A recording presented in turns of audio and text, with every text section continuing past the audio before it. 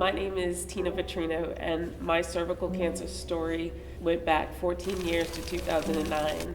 I was originally diagnosed with an abnormal PAP and had a LEEP procedure. And following that, I was clear and free with a normal PAP. I thought that was just it and done. I was moving forward. I happened to be moving from Virginia. I was moving back to Boston, and my sister was adamant that I get a doctor, establish a new doctor up in Massachusetts. And I was like, yep, we'll do that, I'll get on it. And she's like, nope, you need to do that now. And she was persistent, and I ignored her. I was not an advocate for myself. And she's like, you had an abnormal test result, and even though it was normal after your procedure, you still need to set up a doctor. She wouldn't leave me alone, and I decided to go, and I went 6 months after, and it turned in from normal to cancer in 6 months. I didn't get a stage, I didn't ask any questions for myself. The doctor said, after having a colposcopy, the doctor said, you have cancer. And I was just like, okay, what do we do? I'm a very laid back person. My sister, on the other hand, she said, are you mad? Do you want to punch somebody? And I was like, nope.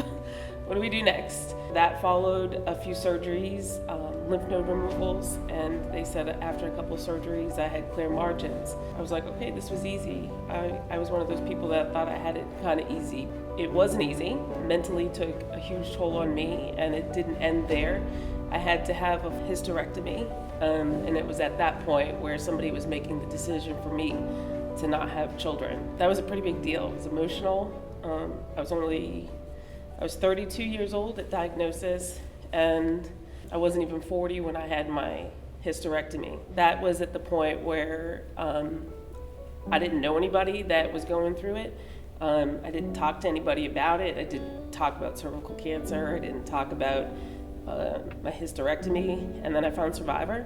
I just took it all in. I went to my first Survivor school, took it all in, and then I learned that it's important to share the story, and I felt it was important to try to end the stigma, that you shouldn't be ashamed to talk about HPV, and that there is a way to prevent cervical cancer. But I think the best thing that I can tell women is to be an advocate for yourself.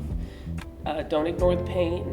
Don't ignore any signs or symptoms. Don't wait, because if you wait, it might be a different story for you. And that's my story.